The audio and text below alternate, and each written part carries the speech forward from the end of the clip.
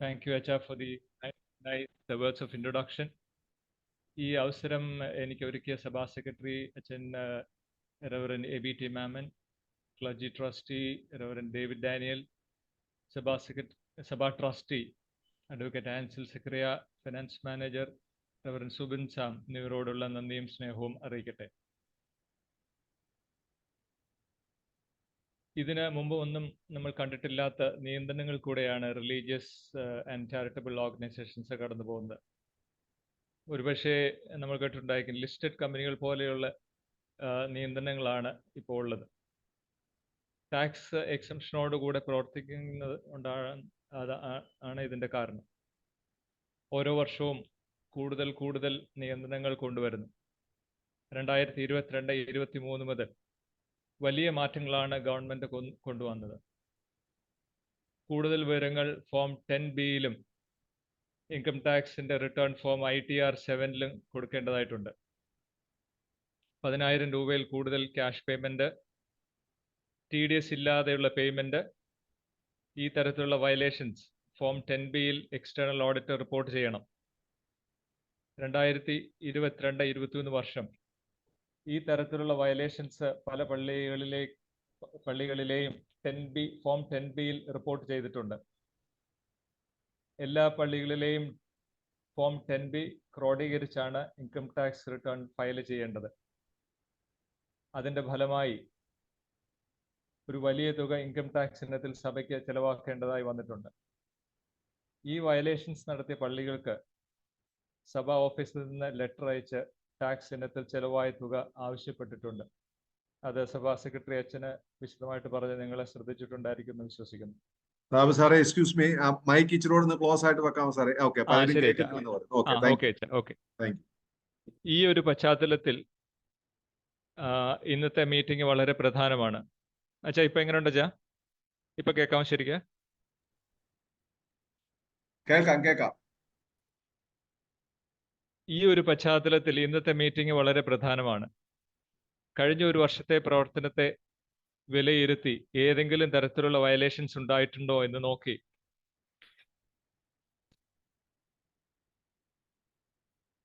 അത് ഒഴിവാക്കാൻ നിങ്ങളെ സഹായിക്കുകയാണ് ഇന്നത്തെ മീറ്റിംഗിന്റെ ഉദ്ദേശം. ഏതെല്ലാം കാര്യങ്ങളാണ് നാം ശ്രദ്ധിക്കേണ്ടതെന്ന് വളരെ പെട്ടെന്ന് എക്സ്പ്ലെയിൻ ചെയ്യാം. നിങ്ങൾക്ക് എന്തെങ്കിലും ചോദ്യം ഉണ്ടെങ്കിൽ അവസാനം ചോദിക്കാവുന്നതാണ്.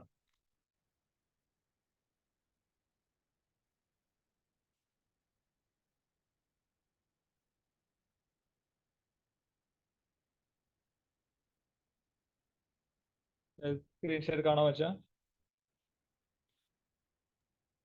സ്ക്രീൻ കാണാം.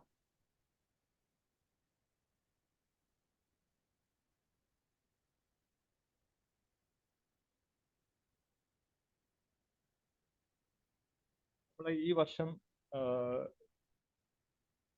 ശ്രദ്ധിക്കേണ്ട കാര്യങ്ങളെ പറ്റിയാണ് ഞാൻ ഈ 7 പോയിന്റ്സ് കാണിച്ചിട്ടുള്ളത്. ഓരോന്നായിട്ട് ഞാൻ നിങ്ങളോട് അത് എക്സ്പ്ലെയിൻ ചെയ്യാം. ഒന്നാമത്തേത്, ഇൻകം ടാക്സ് സെക്ഷൻ 40A(3) പ്രകാരം 10,000 രൂപ കൂടുതൽ ക്യാഷ് പേയ്മെന്റ് അനുവദനീയമല്ല. ഒരാൾക്ക് ഒരു ദിവസം 10,000 rupees കൂടുതൽ ക്യാഷ് കൊടുക്കാൻ പാടില്ല. അതേത് ഇനത്തിലാണെങ്കിലും കൊടുക്കാൻ പാടില്ല. 10,000 രൂപയിൽ കൊടുത്താൽ അതിൻ്റെ അനന്തരഫലം എന്താണെന്ന് ചോദിച്ചാൽ അത് നമ്മുടെ എക്സ്പെൻസ് ആയിട്ട് കണക്കാക്കത്തില്ല. ഇൻകം ടാക്സ് അത് നമ്മുടെ എക്സ്പെൻസ് ആയിട്ട് കണക്കാക്കത്തില്ല. അതുകൂടാതെ വയലേഷൻ ആയതുകൊണ്ട് അതിന് നമ്മൾ ടാക്സ് പേ ചെയ്യേണ്ടതായിട്ടുമുണ്ട്. അപ്പം നമ്മളിപ്പോൾ എന്നാ ചെയ്യേണ്ടതെന്ന് പറഞ്ഞാൽ കഴിഞ്ഞ ഒരു വർഷത്തെ കണക്കുകൾ നമ്മൾ റിവ്യൂ ചെയ്യണം. അതിനകത്ത് ഏതെങ്കിലും പേയ്മെൻറ്റ് 10,000 rupees കൂടുതൽ നമ്മൾ ക്യാഷ് പേ ചെയ്തിട്ടുണ്ടെങ്കിൽ അത് തീർച്ചയായിട്ടും അതിന് എന്തെങ്കിലും നമുക്ക് പ്രതിവിധി ചെയ്യാൻ പറ്റുമോ നമ്മൾ ശ്രദ്ധിക്കണം. ഈ ക്യാഷ് പേയ്മെൻറ്റ് 10,000 rupees പറയുന്നുണ്ടെങ്കിൽ ബാങ്കിൽ അടച്ചത് വരത്തില്ല. നമ്മൾ ഏതെങ്കിലും ഗവൺമെൻറ് ഫീസ് കൊടുത്തതിൽ അതും വരത്തില്ല 10,000. അല്ലാത്തതുള്ള എല്ലാ പേയ്മെൻറ്റും ഈ 10,000 rupees-ന്റെ സീലിങ്ങിൽ വരുന്നതാണ്.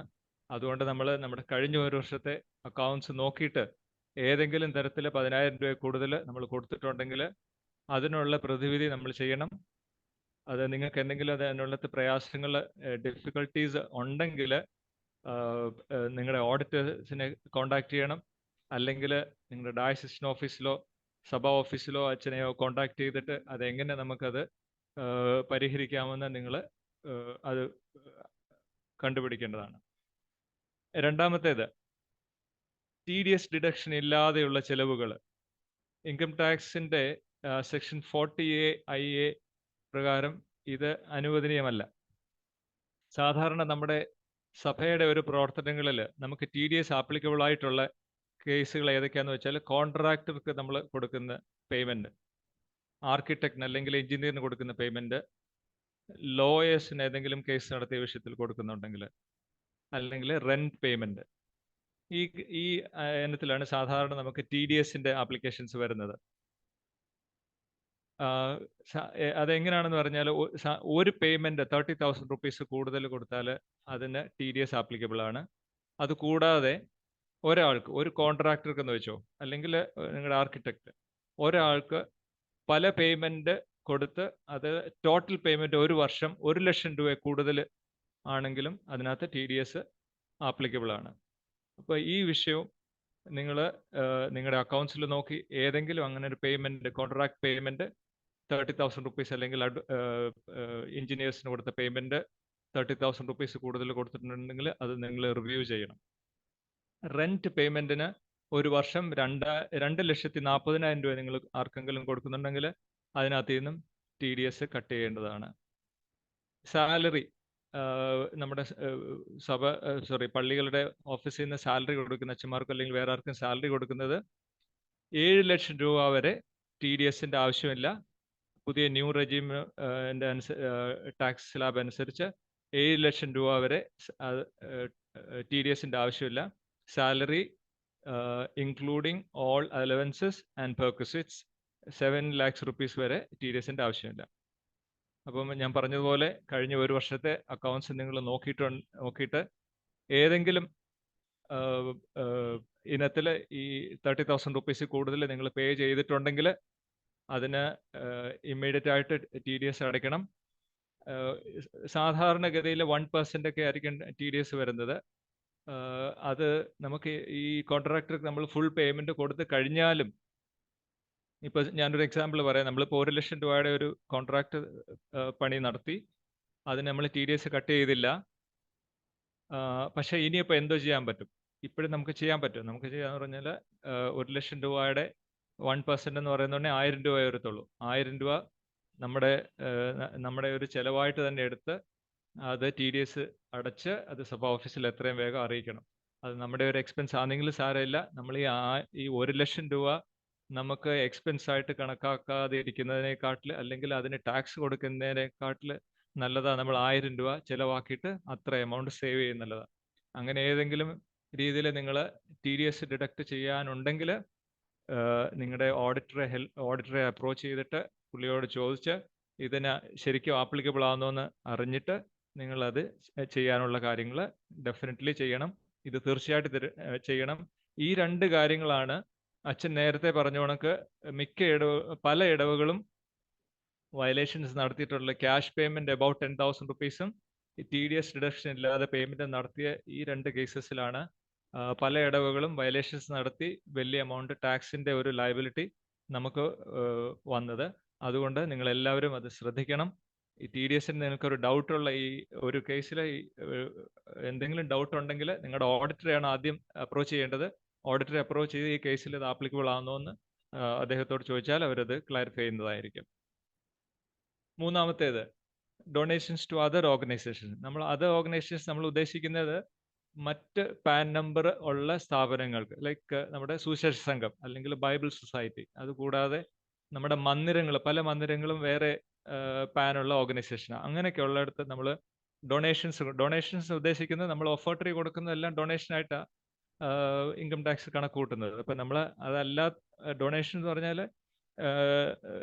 എനി പേയ്മെൻറ്റ് നമ്മുടെ പള്ളിയിൽ നിന്ന് കളക്ഷനായിട്ട് പോയാലും അല്ലെങ്കിൽ ഒഫർട്ടറി പോയാലും അല്ലാതെ നിങ്ങളുടെ ഫണ്ടിൽ നിന്ന് എടുത്ത് പോയാലും അതെല്ലാം ഒരേ രീതിയിലാണത് കണക്കാക്കുന്നത്. അതുകൊണ്ട് മറ്റ് പാനിലുള്ള സംഘടനകൾക്ക് കൊടുത്ത എമൗണ്ട് നിങ്ങളൊരു ലിസ്റ്റ് തയ്യാറാക്കണം. ആ ലിസ്റ്റ് തയ്യാറാക്കിയിട്ട് അത് ഓഡിറ്റിൻ്റെ സമയത്ത് ഓഡിറ്റർക്ക് അത് ഹാൻഡ് ഓവർ ചെയ്യണം. ഫോം 10B അത് റിപ്പോർട്ട് ചെയ്യേണ്ടതായിട്ടുണ്ട്. അത് കൂടാതെ അതിന് മറ്റൊരു എഫക്റ്റ് ഉണ്ട്. എന്തെന്ന് പറഞ്ഞാൽ നമ്മൾ കൊടുക്കുന്ന മറ്റ് സംഘടനകൾക്ക് കൊടുക്കുന്ന എമൗണ്ടിൻ്റെ 85% മാത്രമേ നമ്മുടെ ചിലവായിട്ട് ഇൻകം ടാക്സ് അത് കണക്കാക്കത്തുള്ളൂ. അപ്പോൾ ആ ആവശ്യത്തിന് വേണ്ടി നമ്മളത് തീർച്ചയായിട്ടും അറിഞ്ഞിരിക്കേണ്ടത് ആവശ്യമാണ്. ഈ പറഞ്ഞ 3 കാര്യങ്ങൾ എന്ന് പറഞ്ഞാൽ cash payment about 10,000 rupees, TDS, അത് കൂടാതെ മറ്റ് സ്ഥാപനങ്ങൾക്കുള്ള ഡൊണേഷൻസ്, ഈ 3 കാര്യങ്ങൾ നമ്മുടെ പാരിഷ് ലെവൽ ഓർഗനൈസേഷൻസിന് എല്ലാം ആപ്ലിക്കബിളാണ്. പാരിഷ് ലെവൽ ഓർഗനൈസേഷൻ പറഞ്ഞാൽ നമ്മുടെ സേവ്യ സംഘം, കൊയർ, സൺഡേ സ്കൂള്, യുവജന സഖ്യം, എല്ലാവർക്കും ഈ 3 നിയമങ്ങൾ അവർക്കും ആപ്ലിക്കബിളാണ്. അവരും 10,000 റുപ്പീസ് കൂടുതൽ ആർക്കും പേയ്മെന്റ് കൊടുക്കാൻ പാടില്ല. എന്തെങ്കിലും കാര്യത്തിന് ഒരു കോൺട്രാക്ടറെ ഒരു അപ്രോച്ച് ചെയ്തിട്ടുണ്ടെങ്കിൽ പേയ്മെന്റ് കൊടുത്തിട്ടുണ്ടെങ്കിൽ അതിന് TDS ആപ്ലിക്കബിളാണ്. അവരും മറ്റ് സ്ഥാപനങ്ങൾക്ക് ഡൊണേഷൻ കൊടുക്കുന്നുണ്ടെങ്കിൽ അവർക്കും ഇത് ആപ്ലിക്കബിളാണ്. തീർച്ചയായിട്ടും അതുകൊണ്ട് അച്ഛന്മാർ ശ്രദ്ധിക്കണം. ഓർഗനൈസേഷൻസിനും ഈ നിയമങ്ങളെല്ലാം ആപ്ലിക്കബിളാണ്. അവരും ഇത് ഫോളോ ചെയ്യുന്നുണ്ടോ എന്ന് തീർച്ചയായിട്ടും ശ്രദ്ധിക്കണം. 10B കണക്ക് വരുന്ന ഉടനെ സംഘടനകളോട് ചേർത്താണ് നമ്മൾ കാണിക്കുന്നത്. അതുകൊണ്ട് അവർക്കും ഇത് ആപ്ലിക്കബിൾ ആണ്. 4-മത്തേത് 85% യൂട്ടിലൈസേഷൻ. കഴിഞ്ഞ വർഷം മുതൽ ഗവൺമെന്റ് നിയമം അനുസരിച്ച് നമ്മുടെ ഒരു വർഷത്തെ വരവിൻ്റെ എന്ന് വെച്ചാൽ നമുക്ക് ഏതെല്ലാം രീതിയിൽ നമുക്ക് വരുമാനം ഉണ്ട് അതിൻ്റെ 85% നമ്മൾ ആ വർഷം തന്നെ സ്പെൻഡ് ചെയ്തിരിക്കണം. അല്ലെങ്കിൽ നമ്മൾ അതിന് ടാക്സ് കൊടുക്കണം. അല്ലെങ്കിൽ വേറെ ഒരു ഗവൺമെന്റ് പറയുന്നത് നമ്മളൊരു ഫോം 9A, ഇപ്പം നമ്മൾ 80% നമുക്ക് യൂട്ടിലൈസ് ചെയ്യാൻ പറ്റുകയുള്ളൂ. അങ്ങനെയാണെങ്കിൽ 5% നമ്മൾ യൂട്ടിലൈസ് ചെയ്യാൻ പറ്റാത്തതിന് നമുക്ക് ഒരു ഫോം നമ്പർ 9A നമ്മൾ അതിൻ്റെ ഇന്ന ആവശ്യത്തിന് വേണ്ടി നമ്മളത് മാറ്റി വെച്ചിരിക്കുക എന്ന് പറഞ്ഞുള്ള ആവശ്യത്തിന് വേണ്ടി അത് ഫോം നമ്പർ 9A ഫയൽ ചെയ്യണം. അതിനകത്ത് മറ്റൊരു കാര്യം, നമുക്ക് പല പള്ളികളിലും ഈ ബിൽഡിംഗ് ഫണ്ടിൻ്റെ പ്രോജക്റ്റ് നടക്കുന്നത് കൊണ്ട് അത് ഒരു വർഷം അതിൻ്റെ പണി തീരത്തില്ല. അതിൻ്റെ കളക്ഷന് ഈ വർഷം നടത്തി അത് ഇങ്ങനെ 2-3 വർഷം കണ്ടിന്യൂ ചെയ്തു പോകും. അതുകൊണ്ട് എങ്ങനെയാണ് നമ്മൾ സാധാരണ അത് അഡ്വൈസ് ചെയ്തേക്കുന്നത്, ഈ ലോങ് ടേം പ്രോജക്ട്സിന്, ഒരു വർഷത്തിൽ കൂടുതലുള്ള പ്രോജക്ട്സ് നിങ്ങൾ പണം കണക്ട് ചെയ്യുന്നുണ്ടെങ്കിൽ അത് കോർപ്പസ് ഫണ്ടായിട്ട് കളക്ട് ചെയ്യണം. കോർപ്പസ് ഫണ്ടായിട്ട് കളക്ട് ചെയ്തിട്ട് കോർപ്പസ് ഫണ്ടായിട്ട് തന്നെ അത് എക്സ്പെൻസസിൽ കാണിക്കണം. ഈ കോർപ്പസ് ഫണ്ട് നമ്മുടെ ടോട്ടൽ റെസീറ്റിനകത്ത് ഇൻക്ലൂഡ് ചെയ്യത്തില്ല. കോർപ്പസ് ഫണ്ട് ഇല്ലാത്ത നമ്മുടെ ടോട്ടൽ റെസീറ്റ് ആണ് നമ്മൾ ടോട്ടലായിട്ട് റെസീറ്റ് എടുത്തിട്ട് അതിൻ്റെ 85% ആണ് നമ്മൾ ചെലവഴിക്കേണ്ടത്. 2022 ബഡ്ജറ്റ് സ്പീച്ചിൽ ഫൈനാൻസ് മിനിസ്റ്റർ പറഞ്ഞത് ഈ ചാരിറ്റബിൾ ആൻഡ് റിലീജിയസ് ഓർഗനൈസേഷൻസ് അവരിങ്ങനെ പണം അക്യുമുലേറ്റ് ചെയ്യാൻ ഗവൺമെന്റ് പ്രതീക്ഷിക്കുന്നില്ല. അവരുടെ പ്രവർത്തനങ്ങൾക്ക് അത് ഉപയോഗിക്കാനാണ് അതാത് വർഷം തന്നെ ഉപയോഗിക്കാനാണ് ഗവൺമെന്റ് പ്രതീക്ഷിക്കുന്നത്. അതുകൊണ്ടാണ് ഈ 85% ആപ്ലിക്കേഷൻ അല്ലെങ്കിൽ എക്സ്പെൻസസ് ഗവൺമെന്റ് ആ നിയമം കൊണ്ടുവന്നിട്ടുള്ളത്. അപ്പോൾ തീർച്ചയായിട്ടും നമ്മൾ ആ 85% സ്പെൻഡ് ചെയ്തിരിക്കണം. ബാക്കി 15% നമുക്കൊരു കൺസെഷൻ തന്നേക്കുന്ന എന്ന് പറഞ്ഞാൽ ഈ വർഷാവസാനം വരുന്ന കുറേ എമൗണ്ട് ഉണ്ട്. ആ എമൗണ്ട് നമുക്ക് പെട്ടെന്ന് ചെലവഴിക്കാൻ സാധിക്കത്തില്ലായിരിക്കാം. അതിനൊരു ഗവൺമെന്റ് ഒരു കൺസെഷൻ തന്നേക്കുവായി 15%. അത് കൂടാതെ ഈ 15% നമുക്ക് എത്ര വർഷം വേണേലും അക്യുമുലേറ്റ് ചെയ്യാം. പക്ഷേ അല്ലാത്ത എമൗണ്ട് ഒന്നും നമുക്ക് അക്യുമുലേറ്റ് ചെയ്യാനുള്ള അനുവാദമില്ല. ഓരോ ഇടവകളും അത് ശ്രദ്ധിക്കണം. നിങ്ങൾ 85% സ്പെൻഡ് ചെയ്യാനുള്ള കാര്യങ്ങൾ തീർച്ചയായിട്ടും ചെയ്യണം. അത് ഇല്ല എങ്കിൽ അതിൻ്റെ എഫക്റ്റ് എന്താണെന്ന് പറഞ്ഞാൽ നമ്മൾ ഓരോ പള്ളികളുടെയും കണക്കുകൾ ഇങ്ങനെ കൺസോളിഡേറ്റ് ചെയ്ത് ഡയസിസിൻ്റെയും കൺസോളിഡേറ്റ് ചെയ്ത് നമ്മുടെ ഇത്രയും എല്ലാ ഡയസിസിനെയും കൺസോളിഡേറ്റ് ചെയ്ത് സഭാ ഓഫീസിൽ വരുമ്പം ഇതെല്ലാം കൂടെ ഒറ്റ ഡോക്യുമെൻ്റ് ആക്കണം. അപ്പോൾ അത് കഴിഞ്ഞിട്ടേ നമുക്ക് അറിയത്തുള്ളൂ ഈ 85% നമ്മൾ സ്പെൻഡ് ചെയ്തിട്ടുണ്ടോ ഇല്ലയോ എന്ന് അന്നേരേ നമുക്ക് അറിയത്തുള്ളൂ.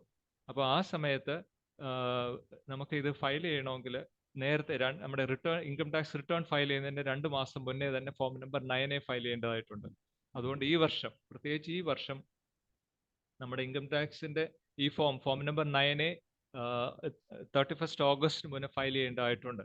അതുകൊണ്ട് നമുക്ക് എത്രയും വേഗം ഈ കണക്കുകൾ, അത് ഞാൻ അടുത്ത് വരുന്ന പോയിന്റിൽ പറയുന്നതായിരിക്കും, എത്രയും വേഗം ഇത് ഓഡിറ്റ് ചെയ്ത് ഡയസിസിൽ നിങ്ങൾ സമർപ്പിക്കേണ്ടതാണ്. അടുത്തത് ഫോം നമ്പർ 10B. നിങ്ങളൊരു കാര്യം ശ്രദ്ധിക്കണം, കഴിഞ്ഞ വർഷമൊക്കെ പല ഇടവുകളും 10BB ആയിരിക്കും തന്നത്. പക്ഷേ ഈ വർഷം നമുക്ക് 10B ആണ് തരുന്നത്. ഇനിയുള്ള വർഷങ്ങളിലെല്ലാം 10B ആയിരിക്കും, അല്ലെങ്കിൽ ഗവൺമെന്റ് നിയമം മാറ്റുന്നത് വരെ. ഇപ്പം ഈ വർഷം നമ്മൾ ഫോം നമ്പർ 10B ആയിരിക്കും തരുന്നത്. ഇൻ കേസ് നിങ്ങൾക്ക് ആർക്കെങ്കിലും അങ്ങനെ ഫോം 10B വേണമെന്നുണ്ടെങ്കിൽ തീർച്ചയായിട്ടും അത് നമ്മുടെ സഭയുടെ വെബ്സൈറ്റിൽ അത് പ്രസിദ്ധീകരിക്കുന്നതായിരിക്കും. ഫോം 10B എന്ന് പറയുന്നത് ഒരു ഓഡിറ്റ് റിപ്പോർട്ടാണ്. അത് ഓഡിറ്റ് റിപ്പോർട്ട് ഡെഫിനറ്റ്ലി അപ്പം അത് നമ്മുടെ ഓഡിറ്ററുടെ കൈവശം അതുണ്ടായിരിക്കും. അവരത് പ്രിപ്പയർ ചെയ്ത് നമുക്ക് സൈൻ ചെയ്ത്, ഓഡിറ്റർ മാത്രം അതിനകത്ത് സൈൻ ചെയ്താൽ മതി. സാധാരണ നമ്മൾ എന്നാ ചെയ്യുന്നതെന്ന് പറഞ്ഞാൽ, നിങ്ങളിത് ശ്രദ്ധിക്കണം, നമുക്ക് ഓരോ പള്ളികളിലും 2 സെറ്റ് അക്കൗണ്ട്സ് നമുക്കുണ്ടായിരിക്കും. ഒന്നെന്ന് പറഞ്ഞാൽ നമ്മുടെ പള്ളിയുടെ മാത്രം, ഇടവകയുടെ മാത്രമുള്ള കണക്ക്, receipts and payments, balance sheet, income and expenditure prepare ചെയ്ത് ഇടവകയുടെ ജനറൽ ബോഡിയുടെ ആവശ്യത്തിന് വേണ്ടി നമ്മൾ റിപ്പോർട്ട് ബുക്ക് അച്ചടിച്ച് അത് വിതരണം ചെയ്യും, ജനറൽ ബോഡിയിൽ അവതരിപ്പിക്കും. അത് ഇടവകയുടെ മാത്രമുള്ളത്. ഈ 10B എന്ന് പറയുന്നത് ഇടവകയുടെ സംഘടനകളുടെയും കൂടെ അക്കൗണ്ട്സ് ചേർത്ത് കൺസോളിഡേറ്റ് ചെയ്ത് എല്ലാം കൂടെ ഒറ്റ ഡോക്യുമെന്റ് ആക്കി, അതിന്റെ ബാലൻസ് ഷീറ്റും ഇൻകം ആൻഡ് എക്സ്പെൻഡിച്ചറും റെസിപ്റ്റ്സ് ഓഫ് പേയ്മെന്റ്സും കൂടെ 10B റിപ്പോർട്ട് ചേർത്ത് ഡയസിസിന് അയച്ചു കൊടുക്കേണ്ടതാണ്. അതാണ് ഇതൊരു സെപ്പറേറ്റ് ആയിട്ട് ഉള്ളത്. അപ്പം എന്നാ അതിന് ചെയ്യേണ്ടത് പറഞ്ഞാൽ, ഓരോ ഓർഗനൈസേഷൻസും അവരുടെ ആനുവൽ ജനറൽ മീറ്റിംഗ് കഴിഞ്ഞിട്ട് പാസ്സാക്കി റെസിപ്റ്റ്സ് ആൻഡ് പേയ്മെന്റ്സും അവരുടെ വൗച്ചേഴ്സും പാസ്ബുക്കും റെസീറ്റ് ബുക്കും എല്ലാം കൂടെ ചേർത്ത് നമ്മുടെ ഇടവക ട്രസ്റ്റിയുടെ കൊടുക്കണം. ഇടവക ട്രസ്റ്റി എല്ലാ സംഘടനകളുടെയും ഈ ഡോക്യുമെന്റ്സും ഇടവകയുടെ ഡോക്യുമെന്റ്സും എല്ലാം കൂടെ നമ്മുടെ എക്സ്റ്റേണൽ ഓഡിറ്ററെ കൊടുത്ത് ഫോം നമ്പർ 10B ഓഡിറ്റ് ചെയ്ത് നമുക്ക് തരുന്നതാണ്. അപ്പോൾ എനിക്ക് തോന്നുന്നത് നിങ്ങൾക്ക് ആ പ്രൊസീജിയർ മനസ്സിലായി കാണുമെന്ന് വിശ്വസിക്കുന്നു. കമ്പൽസറി ആയിട്ട് ഓരോ സംഘടനകളും ഈ 10Bയിൽ അവരുടെ അക്കൗണ്ട്സ് കൊടുക്കണം. അക്കൗണ്ട്സ് കൊടുക്കാൻ ഞാൻ ഒന്നുകൂടെ പറയാം, നിങ്ങളുടെ റെസിപ്റ്റ്സ് ആൻഡ് പേയ്മെന്റ്സ് നിങ്ങൾ പാസ്സാക്കണം. ജനറൽ ബോഡിയിൽ പാസ്സാക്കി കഴിഞ്ഞിട്ട് റെസിപ്റ്റ്സ് ആൻഡ് പേയ്മെന്റ്സിന്റെ കോപ്പി, അത് പിന്നെ നിങ്ങളുടെ വൗച്ചേഴ്സ്, ബാങ്ക് സ്റ്റേറ്റ്മെന്റ് അല്ലെങ്കിൽ പാസ്ബുക്ക്, റെസീറ്റ് ബുക്ക്, നിങ്ങളുടെ അക്കൗണ്ട്സുമായിട്ട് സംബന്ധപ്പെട്ട എല്ലാം, അതെല്ലാം ഇടവക ട്രസ്റ്റിയുടെ കൊടുക്കണം. ട്രസ്റ്റിയുടെ കൊടുത്തിട്ട് അത് നിങ്ങൾ ഓഡിറ്റ് ചെയ്യിപ്പിക്കണം ഈ 10Bയുടെ ആവശ്യത്തിന് വേണ്ടി. അത് നിങ്ങൾക്ക് മനസ്സിലായെന്ന് വിശ്വസിക്കുന്നു. അടുത്ത 6ാമത്തെ point, due date for form 10B. ഞാൻ നേരത്തെ പറഞ്ഞല്ലോ, നമുക്ക് ഫോം നമ്പർ 9A ഫയൽ ചെയ്യേണ്ടതായിട്ടുണ്ട്. 9A എന്ന് പറയുമ്പോൾ, ഇൻ കേസ് നമ്മൾ സഭയുടെ ഓവറോൾ നമ്മൾ ഇതെല്ലാം ഇടവകളുടെയും ഭദ്രാസങ്ങളുടെയും എല്ലാം കൂടെ കണക്ക് ക്രോഡീകരിച്ച് നമ്മൾ പ്രിപ്പയർ ചെയ്ത് കഴിയുമ്പോൾ ഇതെല്ലാം കൂടെ ഒറ്റ ബാലൻസ് ഷീറ്റും ഇൻകം ആൻഡ് എക്സ്പെൻഡിച്ചറും ആക്കും. ആ സമയത്ത് നമ്മൾ ഇതിനകത്ത് കണ്ടുപിടിക്കണം 85% നമ്മൾ സ്പെൻഡ് ചെയ്തിട്ടുണ്ടോ എന്ന് നോക്കണം. 85% സ്പെൻഡ് ചെയ്തിട്ടില്ല എങ്കിൽ സഭാ ലെവലിൽ നമ്മൾ ഫോം നമ്പർ 9A ഫയൽ ചെയ്യണം. ഇടവകൾ ഫോം നമ്പർ 9A ഫയൽ ചെയ്യേണ്ട ആവശ്യമില്ല, സഭയാണ് ഇത് ഫയൽ ചെയ്യേണ്ടത്. ഇത് പക്ഷേ ഇതെല്ലാം കൂടെ അവസാനം കൺസോളിഡേറ്റ് ചെയ്തിട്ടേ നമുക്കിത് ചെയ്യാൻ പറ്റത്തുള്ളൂ. അതുകൊണ്ട് ഡയസിസ്, നിങ്ങൾ ഓരോ ഇടവുകളും നിങ്ങൾ ഡയസിസിന് അയച്ചു കൊടുക്കും. ഡയസിസിന് ആ ഡയസിസിന്റെ കീഴിലുള്ള ഇടവുകളുടെയും കൂടെ എല്ലാം കൂടെ കൺസോളിഡേറ്റ് ചെയ്യാൻ സമയം വേണം. അത് കഴിഞ്ഞിട്ട് ഓരോ ഡയസിസും സഭാ ഓഫീസിൽ അയച്ചു കൊടുക്കും. സഭാ ഓഫീസിൽ നിന്ന് ഇത്രയും ഡയസിസിന്റെ ഇതെല്ലാം കൺസോളിഡേറ്റ് ചെയ്ത് ഓഡിറ്റ് ചെയ്ത് ഒരു ഡോക്യുമെന്റ് ആക്കാൻ വേണ്ടി നമുക്ക് വളരെ സമയം ആവശ്യമാണ്. അതുകൊണ്ടാണ് നമ്മൾ 29 ജൂൺ 2024 ആണ് ലാസ്റ്റ് ഡേറ്റ് നമ്മുടെ ഫോം 10B സമർപ്പിക്കേണ്ടത്. അതുകൊണ്ട് നിങ്ങൾ ഓഡിറ്റേഴ്സിനോട് നേരത്തെ തന്നെ പറഞ്ഞ് ഇതിനുള്ള കാര്യങ്ങളൊക്കെ നിങ്ങൾ അറേഞ്ച് ചെയ്യണം. എത്രയും വേഗം തന്ന് എല്ലാവരും സഹകരിക്കണമെന്ന് എല്ലാവരോടും ഞങ്ങൾ അഭ്യർത്ഥിക്കുകയാണ്. അടുത്ത ഒരു point, change of formats of accounts. നമ്മുടെ അക്കൗണ്ട്സ് അറിയാമല്ലോ, ഓരോ വർഷവും balance sheet, receipts, income and expenditure, receipts and payments എല്ലാം നമുക്ക് ഫോംസ് സഭാ ഓഫീസിൽ നിന്ന് തരാറുണ്ട്. ഈ വർഷം അതിന് കുറച്ച് ചേഞ്ചസ് വരുന്നുണ്ട്. നമുക്ക് കുറച്ച് ഡീറ്റെയിൽസ് കൂടെ നമുക്ക് ആവശ്യമാണ്. കഴിഞ്ഞ വർഷം നമ്മൾ 10B ഫോം ഫയൽ ചെയ്ത സമയത്ത് നമ്മൾ പല ഇൻഫർമേഷൻസും നമുക്ക് ഈ ഇടവകയിൽ നിന്ന് കിട്ടിയ റിപ്പോർട്ടിനകത്ത് നമുക്ക് കണ്ടുപിടിക്കാൻ പ്രയാസമായിരുന്നു. പിന്നെ വളരെ പ്രയാസപ്പെട്ടാണ് നമ്മളതെല്ലാം ഓർഗനൈസ് ചെയ്തത്. അതുകൊണ്ട് നമുക്ക് കുറച്ച് അഡീഷണൽ ഡീറ്റെയിൽസ് വേണം. അത് ഞാൻ പറയാം എന്തൊക്കെ അഡീഷണൽ ഡീറ്റെയിൽസ്, അത് അടുത്ത സ്ലൈഡിൽ ഞാൻ കാണിക്കാം എന്തൊക്കെ ഡീറ്റെയിൽസ് വേണ്ടെന്ന്. അതിൻ്റെ ഒരു ഷെഡ്യൂൾസും കൂടെ നിങ്ങൾക്ക് ഈ ഫോർമാറ്റിൻ്റെ കൂടെ അയച്ചു തരുന്നതാണ്. അത് നിങ്ങളെല്ലാവരും സഹകരിക്കണം. അത് തീർച്ചയായിട്ടും ആ ഇൻഫർമേഷൻസും കൂടെ നിങ്ങൾ സബ് ഓഫീസിൽ അല്ലെങ്കിൽ ഡയസിസിൽ കൊടുക്കേണ്ടതാണ്. ഫോംസ് ഏതൊക്കെയാണെന്ന് ഞാൻ ഒന്നുകൂടെ പറയാം. നമുക്ക് വേണ്ടുന്നത് റെസിസ് ആൻഡ് പേയ്മെന്റ്സ് വേണം. നമ്മുടെ ആദ്യം പറഞ്ഞ 10B ഫോം വേണം. അത് ഓഡിറ്റർ മാത്രം സൈൻ ചെയ്തിട്ട്. മറ്റേത് റെസിസ് and payments, balance sheet, income and expenditure, ഇതെല്ലാം കൺസോളിഡേറ്റഡാണ്. കൺസോളിഡേറ്റ് എന്ന് പറയുമ്പം ഇടവകളുടെയും ഓർഗനൈസേഷൻസിൻ്റെയും കൂടെ ചേർത്ത് റെസിസ് and payments, income and expenditure, balance sheet account. പിന്നെ അതുകൂടാതെ സമ്മറി ഷീറ്റും കൂടെ അതിനകത്തുണ്ട്. അത് നിങ്ങളുടെ ഓഡിറ്ററോട് പറയണം. അത് ഫില്ല് ചെയ്ത് തരാൻ ഓഡിറ്റർക്ക് അറിയാം. തീർച്ചയായിട്ടും അദ്ദേഹം അത് ഫില്ല് ചെയ്ത് തരും. ഈ കാര്യങ്ങളെല്ലാം നിങ്ങൾ ശ്രദ്ധിക്കുമെന്ന് വിശ്വസിക്കുന്നു. വയലേഷൻസ് വന്ന് ടാക്സ് പേ ചെയ്യേണ്ടി വന്നാൽ ഇടവുകൾ തന്നെ അത് വഹിക്കേണ്ടി വരും. അതുകൊണ്ട് നിങ്ങൾ തീർച്ചയായിട്ടും ഈ കാര്യങ്ങളെല്ലാം ശ്രദ്ധിക്കണം.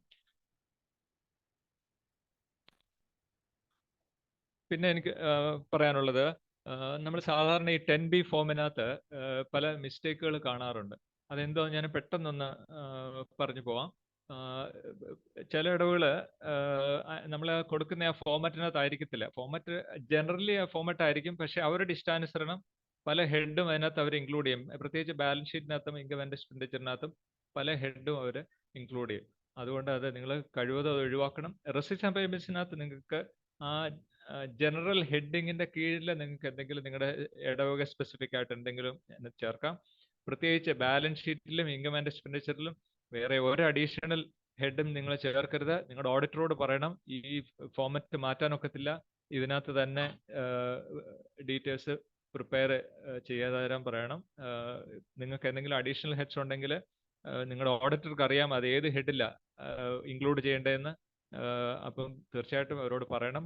ബാലൻസ് ഷീറ്റിലും ഇൻകം ആൻഡ് എക്സ്പെൻഡിച്ചറിലും ഒരു ചേഞ്ചസും വരുത്താൻ പാടില്ല എന്ന് അവരോട് പറയണം. പിന്നെ പല 10Bയുടെ അക്കൗണ്ട്സിനകത്ത് ഓർഗനൈസേഷൻസിന്റെ അക്കൗണ്ട്സ് ഇൻക്ലൂഡ് ചെയ്തിട്ടില്ല. തീർച്ചയായിട്ടും അത് വളരെ അത്യാവശ്യമാണ്. ഇപ്പോഴാണെങ്കിൽ ബാങ്ക് അക്കൗണ്ട് ഉണ്ടെങ്കിൽ തീർച്ചയായിട്ടും. അത് കൂടാതെ ഈ ബാങ്ക് അക്കൗണ്ടിന് KYC അപ്ഡേഷൻ ഉണ്ട്. നിങ്ങൾക്കറിയാം ഓരോ എന്തുമാത്രം പ്രയാസമാണ് KYC അപ്ഡേഷൻസ്. അതുകൊണ്ട് KYC അപ്ഡേഷൻ 10B കൊടുക്കാത്ത ഓർഗനൈസേഷൻസിന് KYC ഡോക്യുമെന്റ്സ് സഭാവസിൽ നിന്ന് കൊടുക്കത്തില്ല. അത് കൂടാതെ നമുക്ക് ഇതെല്ലാം നമ്മുടെ സംഘടനകളും അവരുടെ അക്കൗണ്ട്സും ട്രാൻസ്പെറന്റ് ആകേണ്ട ആവശ്യമുണ്ട്. തീർച്ചയായിട്ടും എല്ലാവരും ഇതിനകത്ത് ഇൻക്ലൂഡ് ചെയ്യണം. പിന്നെ മറ്റൊരു കാര്യം ഞങ്ങൾ ശ്രദ്ധിച്ചത് 10B ഫോം മാത്രമേ കാണത്തുള്ളൂ, അതിനകത്ത് അക്കൗണ്ട്സ് കാണത്തില്ല. അക്കൗണ്ട്സ് ഇല്ലാതെ 10B എന്ന് പറഞ്ഞാൽ അത് ഒരു മീനിങ്ലെസ്, അതില്ലാതെ ഒക്കത്തില്ല. 10B ഫോം ഓഡിറ്റ് റിപ്പോർട്ടും ആ 10B ഫോമിനകത്ത് തന്നെ എഴുതിയിട്ടുണ്ട് the attached balance sheet and income and expenditure എന്നുണ്ട്. അപ്പം ബാലൻസ് ഷീറ്റും ഇൻകം ആൻഡ് എക്സ്പെൻഡിച്ചറും ഇല്ലാതെ 10B ഫോം മാത്രം കൊണ്ട് പ്രയോജനമില്ല. പിന്നെ മറ്റൊരു കാര്യം ശ്രദ്ധിച്ചത് fixed asset schedule not available. Fixed asset schedule തീർച്ചയായിട്ടും വേണം. നമ്മുടെ ഈ അക്കൗണ്ട്സിന്റെ കൂട്ടത്തിൽ ഫോർമാറ്റിന്റെ കൂട്ടത്തിൽ ഫിക്സ്ഡ് അസറ്റ്സിന്റെ ഒരു ഷെഡ്യൂളും കൊടുത്തിട്ടുണ്ട്. തീർച്ചയായിട്ടും അതിനകത്ത് ഫില്ല് ചെയ്ത് തരണം. പിന്നെ പലയിടത്തും കണ്ടത് ഡെപ്രിസിയേഷൻ ഷെഡ്യൂൾ ഉണ്ടെങ്കിലും ഡെപ്രിസിയേഷൻ കൊടുത്തിട്ടില്ല. അന്ന് ചില ഓഡിറ്റേഴ്സ് ഒക്കെ പറയുന്നത് എന്നാന്ന് പറഞ്ഞാൽ നമ്മൾ ഒരു പിന്നെ ടാക്സ് എക്സംഷൻ ഉള്ളതുകൊണ്ട് നമ്മൾ അസറ്റ് മേടിക്കുന്ന സമയത്ത് തന്നെ നമുക്കത് ചിലവായിട്ട് കണക്ക് കൂട്ടാം. അത് ശരിയാ. പിന്നെ നമുക്ക് ഡെപ്രിസിയേഷൻ ക്ലെയിം ചെയ്യാൻ ഒക്കത്തില്ല. അത് ശരിയാ. പക്ഷേ ഓരോ അസറ്റിന്റെയും അതാത് സമയത്തെ റിട്ടേൺ ഡൗൺ വാല്യൂ അല്ലെങ്കിൽ ബുക്ക് വാല്യൂ അറിഞ്ഞ് അത് ഒരു ആ രീതിയിൽ നമുക്ക് കണ്ടിന്യൂ ചെയ്യണമെങ്കിൽ ഡെഫിനറ്റ്ലി ഇതിന്റെ ഡെപ്രിസിയേഷൻ അതാത് സമയത്ത് പ്രൊവൈഡ് ചെയ്ത് പോകണം. അതാണ് നല്ല ഒരു അക്കൗണ്ടിങ് പ്രാക്ടീസ്. അങ്ങനെ തന്നെ നമ്മൾ അത് കണ്ടിന്യൂ ചെയ്യണം. പിന്നെ മറ്റൊരു ഇത് കണ്ടത്, നമ്മൾ സഭാ ഓഫീസിൽ നിന്ന് സജസ്റ്റ് ചെയ്തേക്കുന്ന ഡെപ്രിസിയേഷന്റെ റേറ്റ് അല്ല പല ഇടവുകളും അതിനകത്ത് കൊടുത്തേക്കുന്നത്. അത് പക്ഷേ അത് ഓഡിറ്റേഴ്സിന്റെ ഓഫീസിൽ നിന്നുള്ള ശ്രദ്ധക്കുറവുകൊണ്ടായിരിക്കാം. അതുകൊണ്ട് നിങ്ങൾ തീർച്ചയായിട്ടും അതുകൂടെ ശ്രദ്ധിക്കണം. മറ്റൊരു കാര്യം ശ്രദ്ധിച്ചത് ഓഫീസ് ബെയറേഴ്സ് സൈൻ ചെയ്തിട്ടില്ല, ഓഡിറ്റർ മാത്രം സൈൻ ചെയ്ത് അയക്കുന്നുണ്ട്. അത് അക്സെപ്റ്റബിൾ അല്ല. ഓഫീസ് ബെയറേഴ്സും ഓഡിറ്ററും എല്ലാം അക്കൗണ്ട്സിനകത്ത് സൈൻ ചെയ്യണം. പക്ഷെ 10B-ക്കകത്ത് ഓഡിറ്റർ മാത്രം സൈൻ ചെയ്താൽ മതി. ഞാൻ നേരത്തെ പറഞ്ഞ കണക്ക് മറ്റ് ഹെഡ്സ് ഒന്നും പ്രത്യേകിച്ച് ബാലൻസ് ഷീറ്റിലും ഇൻകം ആൻഡ് എക്സ്പെൻഡിച്ചറിലും മറ്റ് ഹെഡ്സ് ഓഫ് അക്കൗണ്ട് ഒന്നും ഇൻക്ലൂഡ് ചെയ്യരുത്. മറ്റൊരു കാര്യം, നമ്മൾ ഇൻകം ആണെങ്കിലും എക്സ്പെൻസസ് ആണെങ്കിലും നമുക്ക് നമ്മൾ ക്യാഷ് ബേസിസിൽ അക്കൗണ്ട്. ക്യാഷ് ബേസിസ് എന്ന് പറഞ്ഞാൽ ഇൻകം നമുക്ക് വന്നു കഴിഞ്ഞിട്ടേ നമ്മൾ അക്കൗണ്ട് ചെയ്യത്തുള്ളൂ. പേയ്മെന്റ് ആണെങ്കിലും ചില കേസിലൊക്കെ ഉണ്ടെന്ന് പറഞ്ഞാലും നമ്മൾ പേയ്മെന്റ് കൊടുത്തു കഴിയുമ്പോഴേ നമ്മൾ അക്കൗണ്ട് ചെയ്യത്തുള്ളൂ. അതിനൊരു എക്സാമ്പിൾ പറയാം. ചില പള്ളികളിലാണെങ്കിൽ ഈ ഹാർവസ്റ്റ് ഫെസ്റ്റിവൽ, നിങ്ങളുടെ സാധനശേഖരത്തിന് എൻ്റെ സമയത്ത് പല ആളുകളും ഡൊണേഷൻസ് ഓഫർ ചെയ്തിട്ടുണ്ടായിരിക്കും. അവർ 31 മാർച്ച് മുന്നേ പലതും പേ ചെയ്ത് കാണത്തില്ല. അപ്പോൾ അവര് ഈ ഇടവക എന്നാ ചെയ്യും, ഇത്ര എമൗണ്ട് ഒരു 52,000 രൂപ ഇനി കിട്ടാനുണ്ട്, റിസീവബിൾ ആയിട്ട് കാണിക്കും. അത് ചെയ്യരുത്, തീർച്ചയായിട്ടും അങ്ങനെ കാണിക്കരുത്.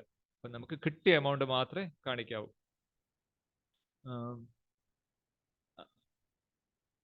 മറ്റൊരു കാര്യം, യൂഡിൻ എന്ന് പറഞ്ഞാൽ യൂണിക് ഡോക്യുമെന്റ് ഐഡന്റിഫിക്കേഷൻ നമ്പർ. നമ്മുടെ ഈ 10B ഓഡിറ്റ് റിപ്പോർട്ടിനകത്തും അതിൻ്റെ കൂടെയുള്ള അക്കൗണ്ട്സിനകത്തും ഒരു യൂഡിൻ നമ്പർ മെൻഷൻ ചെയ്യണം. യൂഡിൻ നമ്പർ എന്ന് പറഞ്ഞാൽ ഇത് നമ്മുടെ ഓഡിറ്ററാണ് ഈ നമ്പർ തരേണ്ടത്. ഓഡിറ്റർ CA ഇൻസ്റ്റിറ്റ്യൂട്ടിന്റെ വെബ്സൈറ്റിൽ ലോഗിൻ ചെയ്തിട്ട് ഓരോ ഡോക്യുമെന്റിനും അവർ സൈൻ ചെയ്യുന്ന ഓരോ ഡോക്യുമെന്റിനും ഓരോ സെപ്പറേറ്റ് ആയിട്ടുള്ള യൂഡിൻ നമ്പർ ഉണ്ട്. അത് ഇല്ലാത്ത ഡോക്യുമെന്റ് ഇൻവാലിഡാ. നിങ്ങൾ ശ്രദ്ധിക്കണം, ഓഡിറ്ററുടെ സിഗ്നേച്ചറിന്റെ താഴെ ആ നമ്പർ ഉണ്ട്. ഓഡിറ്ററുടെ സിഗ്നേച്ചറിന്റെ താഴെ യൂഡിൻ എന്ന് പറഞ്ഞിട്ട് എഴുതിയിട്ടുണ്ടായിരിക്കും. അത് ഒരു വലിയ നീളമുള്ള നമ്പറാ. അത് ഇല്ലാതെ അക്സെപ്റ്റ് ചെയ്യരുത്. അത് അക്സെപ്റ്റ് ചെയ്താൽ ഡയസിഷൻ ഓഫീസിൽ വരും, അത് തിരിച്ച് നിങ്ങൾക്ക് വീണ്ടും അയച്ചു തരും. പിന്നെ നമുക്ക് സമയം ഡിലേ ആവും. അതുകൊണ്ട് യൂഡിൻ ഇല്ലാത്ത ഡോക്യുമെന്റ് അക്സെപ്റ്റ് ചെയ്യരുത്. ഓഡിറ്ററോട് തന്നെ പറഞ്ഞ് യൂഡിൻ നിങ്ങൾ തീർച്ചയായിട്ടും മെൻഷൻ ചെയ്യണം. മറ്റൊരു കാര്യം എനിക്ക് പറയാനുള്ളത്, നമ്മുടെ പല അക്കൗണ്ട്സിലും ഇപ്പോഴും കാണുന്നുണ്ട് option, video charges, breakfast sale, advertisement, hall rent എന്നൊക്കെ പറഞ്ഞുകൊണ്ട്. ഇത് തീർച്ചയായിട്ടും നമ്മൾ അവോയ്ഡ് ചെയ്യേണ്ടതാണ്. നമുക്കിപ്പോൾ നാട്ടിലെ പല ഇടവുകൾക്കും GST ഉണ്ട്. GST കൊടുക്കുന്ന ഇൻകത്തിന് മാത്രമേ നമ്മൾ അത് സെപ്പറേറ്റ് ആയിട്ട് കാണിക്കാവൂ. മറ്റതൊന്നും അങ്ങനെ കാണിക്കരുത്. ഓപ്ഷന്റെ ഞാനൊരു എക്സാമ്പിൾ പറഞ്ഞാൽ, ഓപ്ഷൻ എന്ന് പറഞ്ഞാൽ നമ്മുടെ വീടുകളിൽ നിന്ന് എന്തെങ്കിലും സാധനങ്ങൾ കൊണ്ടുവരുന്നതായിരിക്കും ഇടയ്ക്ക്, ഈ നമ്മുടെ സാധനശേഖരം അല്ലാത്ത സമയങ്ങളിലോ ഒക്കെ ആയിരിക്കും. അപ്പോൾ അത് നമ്മൾ എന്നാ ചെയ്യേണ്ടതെന്ന് പറഞ്ഞാൽ അത് ഹാർവസ്റ്റ് ഡൊണേഷൻ ആയിട്ട്, ഞാനൊരു എക്സാമ്പിൾ പറഞ്ഞു, ഹാർവസ്റ്റ് ഡൊണേഷൻ ആയിട്ട് അക്കൗണ്ട് ചെയ്യണം. ഈ ബ്രേക്ക്ഫാസ്റ്റ് സെയിൽ പലയിടത്തും നമ്മൾ ഈ ഫണ്ട് കളക്ഷന് വേണ്ടി ചെയ്യുന്നതായിരിക്കും, ഫണ്ട് റേസിങ്ങിന് വേണ്ടി. അപ്പോൾ അത് ഫണ്ട് റേസിങ് കളക്ഷൻ എന്ന് പറഞ്ഞുകൊണ്ട് അക്കൗണ്ട് ചെയ്യണം.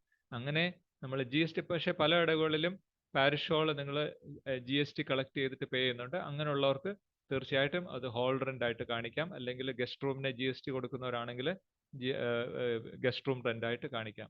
അല്ലാത്തതൊന്നും അതിനായിട്ട് ഇങ്ങനെ സെപ്പറേറ്റ് കാണിക്കരുത്. ഇതാണ് സാധാരണ 10B-യിലെ അക്കൗണ്ട്സിലെ ഞങ്ങൾ പ്രോബ്ലംസ് കാണുന്നത്. ഞാൻ നേരത്തെ നിങ്ങളോട് പറഞ്ഞു ഈ വർഷം മുതൽ കുറച്ച് അഡീഷണൽ ഡീറ്റെയിൽസ് കൂടെ നമുക്ക് വേണ്ടി വരുമെന്ന്. അഡീഷണൽ ഡീറ്റെയിൽസ് ഇതൊക്കെയാണ്. കോർപ്പസ് ഫണ്ടിന്റെ ഓപ്പണിംഗ് ബാലൻസ് ഈ വർഷം ആദ്യം എത്ര ഉണ്ടായിരുന്നു, ഈ വർഷം എത്ര നിങ്ങൾ കളക്ട് ചെയ്തു, ഈ വർഷം അതിനകത്ത് നിന്ന് എത്ര രൂപ പേയ്മെന്റ് ചെയ്തു എന്നുള്ള ഡീറ്റെയിൽസ് നിങ്ങൾക്ക് വേണം. പിന്നെ മറ്റൊരു ഡീറ്റെയിൽസ് വേണ്ടത് പേയ്മെന്റ് അബവ് 50 lakhs ഒരാൾക്ക്. ഇപ്പോൾ പല പള്ളികളും പള്ളി പണിയും അല്ലെങ്കിൽ പാരിഷ് ഹോൾ പണിയൊക്കെ നടക്കുന്നുണ്ട് പലയിടത്തും. അപ്പോൾ കോൺട്രാക്ടർക്ക് കൊടുത്തിട്ടുണ്ടായിരിക്കും 50 lakhs കൂടുതൽ ഒരു വർഷം. അപ്പോൾ അങ്ങനെയൊക്കെയുള്ള അതിന്റെ ഡീറ്റെയിൽസ് വേണം. പിന്നെ ബിൽഡിംഗ് പണിയുന്നത് ഈ വർഷം ആദ്യം എത്ര രൂപ ആയിരുന്നു നിങ്ങൾ പണിതുകൊണ്ടിരിക്കുന്നത്, വർക്കിംഗ് ഇൻ പ്രോഗ്രസ്സിൽ എത്ര ഉണ്ടായിരുന്നു, ഈ വർഷം എത്ര രൂപയുടെ പണി നടത്തി, അതോ പണി കംപ്ലീറ്റ് ആയോ, അല്ലെങ്കിൽ ഇനി എത്ര ഈ വർഷം അതിന്റെ ക്ലോസിംഗ് ബാലൻസ് എത്ര, ആ ഡീറ്റെയിൽസ് കൂടെ ഞങ്ങളൊരു ഷെഡ്യൂൾ തരാം, അതിൽ ഫില്ലപ്പ് ചെയ്ത് തരണം. പിന്നെ മറ്റൊരു കാര്യം, എക്സ്പെൻസസ് നോട്ട് പെയ്ഡ്. നമുക്ക് എക്സ്പെൻസസ് പേ ചെയ്യാത്തത് നമുക്ക് നമ്മുടെ ശരിക്കും ഇൻകം ടാക്സിൽ 85% അതൊക്കെ എടുക്കാൻ ഒക്കത്തില്ല. ഞാനൊരു എക്സാമ്പിൾ പറയാം. സാധാരണ നമ്മൾ എടുക്കുന്ന audit fee payable. Audit fee നമ്മൾ 31 മാർച്ചിന്റെ അക്കൗണ്ട്സ് പ്രിപ്പയർ ചെയ്യുന്ന സമയത്ത് നമ്മൾ ഓഡിറ്റിന് കൊടുത്ത് കാണത്തില്ല. എന്നാൽ ഒരു പ്രൊവിഷൻ ബേസിസിൽ നമ്മളത് കൊടുക്കാറുണ്ട്. അത് വേറൊരു എക്സാമ്പിൾ പറയാം. നമ്മൾ ടെലിഫോൺ ചാർജസ് പേയബിൾ അല്ലെങ്കിൽ ഇലക്ട്രിസിറ്റി ചാർജസ് പേയബിൾ എന്ന് പറഞ്ഞുകൊണ്ട് നമ്മളൊരു പ്രൊവിഷൻ എൻട്രി ഇടും. ആ പ്രൊവിഷൻ എൻട്രി എല്ലാം നമുക്ക് നമ്മുടെ എക്സ്പെൻസ് ആയിട്ട് അക്കൗണ്ട് ചെയ്യാൻ ഒക്കത്തില്ല. ഇത് സെപ്പറേറ്റ് ഒരു ഷെഡ്യൂളിനകത്ത് മെൻഷൻ ചെയ്യണം. പിന്നെ അടുത്തത് ഡൊണേഷൻസ് ഇൻ കൈൻഡ്. നമുക്ക് ആരെങ്കിലും സാധനങ്ങൾ ഡൊണേഷനായിട്ട് തന്നു, ഇപ്പോൾ ഒരു പള്ളിയിൽ ഒരു മൈക്ക് സെറ്റ് തന്നു, അല്ലെങ്കിൽ ഒരു കമ്പ്യൂട്ടർ തന്നു, അല്ലെങ്കിൽ ഒരു ഷാൻലിയർ തന്നു, അങ്ങനെ എന്തെങ്കിലുമൊക്കെ ഒരു സാധനങ്ങൾ തന്നിട്ടുണ്ടെങ്കിൽ അത് സെപ്പറേറ്റ് ആയിട്ട് നമുക്ക് റിപ്പോർട്ട് ചെയ്യേണ്ടതായിട്ടുണ്ട്. പിന്നെ വേറെ ഏതെങ്കിലും ഇടവുകൾ ഏതെങ്കിലും ലോണ് എടുത്തിട്ടുണ്ടെങ്കിൽ അതിൻ്റെ ഡീറ്റെയിൽസ് തരേണ്ടതാണ്. മറ്റൊരു കാര്യം എന്ന് പറഞ്ഞാൽ നമുക്ക് പല അസറ്റ് ഉണ്ട്. നേരത്തെ പറഞ്ഞുകൊണ്ട് നമുക്ക് ഒരു വെഹിക്കിൾ കാണും, അല്ലെങ്കിൽ ഒരു ഫർണിച്ചർ കാണും, അല്ലെങ്കിൽ അങ്ങനെ ഇറ്റ് ക്യാൻ ബി എനിത്തിങ്. അപ്പോൾ നമ്മളത് വിറ്റിട്ടുണ്ടായിരിക്കും, അതിൻ്റെ ആവശ്യം കഴിഞ്ഞു, അപ്പോൾ നമ്മളത് വിറ്റിട്ടുണ്ടായിരിക്കാം. അപ്പോൾ അതിൻ്റെ ഡീറ്റെയിൽസും തീർച്ചയായിട്ടും നമുക്ക് വേണം. അതിൻ്റെ ഒരു ഷെഡ്യൂൾ പ്രിപ്പയർ ചെയ്യുന്നുണ്ട്, അത് നിങ്ങൾ അതെല്ലാം ഫില്ല് ചെയ്ത് തരണം. ഇനി മറ്റൊരു ഡീറ്റെയിൽസ് നമുക്ക് വേണ്ടതെന്ന് പറഞ്ഞാൽ ടോട്ടൽ പേയ്മെന്റ് ഇൻ ക്യാഷ്. നമ്മൾ ആ ഒരു വർഷം എത്ര രൂപ ക്യാഷ് പേയ്മെന്റ് നടത്തി, പല ചെലവുകൾ എത്ര രൂപ ക്യാഷ് പേയ്മെന്റ് നടത്തി, ക്യാഷ് പേയ്മെന്റ് അല്ലാതെ അത് പക്ഷേ നമുക്ക് ചെക്ക്, നിങ്ങൾ ക്രോസ്ഡ് ചെക്ക് ആയിരിക്കും കൊടുത്തത്, അല്ലെങ്കിൽ ഇന്റർനെറ്റ് ബാങ്കിങ് ആയിരിക്കും, അല്ലെങ്കിൽ NEFT ആയിരിക്കും, അല്ലെങ്കിൽ വേറെ എന്തെങ്കിലും UPI പേയ്മെന്റ് ആയിരിക്കും. അതൊക്കെ ഒന്നായിട്ട് അക്കൗണ്ട് ചെയ്യണം. ക്യാഷ് പേയ്മെന്റ് മാത്രം സെപ്പറേറ്റ് ആയിട്ട് അക്കൗണ്ട് ചെയ്യും. ഇപ്പൊ ക്യാഷ് പേയ്മെന്റ് എത്ര കൊടുത്തേക്കുന്നത് എന്നുള്ളത്, ക്യാഷ് പേയ്മെന്റ് അല്ലാതെ ഇപ്പൊ ഞാൻ പറഞ്ഞു, നിങ്ങൾ ടോട്ടലി ഒരു 10 ലക്ഷം രൂപയാണ് നിങ്ങൾക്ക് ടോട്ടൽ നിങ്ങളുടെ ഇടവകയ്ക്ക് ചിലവായിട്ടുള്ളത്. അതിനകത്ത് ഞാൻ എക്സാമ്പിൾ പറയാം, 3 ലക്ഷം രൂപ ക്യാഷിൽ പേ ചെയ്തു, ബാക്കി 7 ലക്ഷം രൂപ ക്രോസ്ഡ് ചെക്കും NEFT ആയിട്ടെല്ലാം കൂടെ പേ ചെയ്തു. അപ്പോൾ ആ ഡീറ്റെയിൽസും വേണം. ഇത്രയും ഡീറ്റെയിൽസ് ആണ് അഡീഷണൽ ആയിട്ട് നമുക്ക് വേണ്ടുന്നത്. അപ്പം ഈ ഡീറ്റെയിൽസ് ഒക്കെ ഉൾപ്പെടുത്തി നമ്മുടെ പുതിയൊരു ഫോമാറ്റ് ഇടവകൾക്ക് അയച്ചു തരുന്നതാണ്, അല്ലെങ്കിൽ അത് ഡയസിസിൽ നിന്ന് അത് കിട്ടും. ഈ വർഷം തീരുമ്പോഴത്തേക്ക് നിങ്ങളുടെ ഓഡിറ്റിനൊക്കെ നിങ്ങൾ അക്കൗണ്ട്സ് പോകുമ്പോഴത്തേക്ക് ഞങ്ങളത് അവൈലബിൾ ആക്കുന്നതാണ്. സഭാ വെബ്സൈറ്റിലും ഇത് അവൈലബിൾ ആയിരിക്കും. എൻ്റെ പ്രസന്റേഷൻ കഴിഞ്ഞു. ഇനി നിങ്ങൾക്ക് എന്തെങ്കിലും ക്വസ്റ്റ്യൻസ് ഉണ്ടെങ്കിൽ ചോദിക്കാം.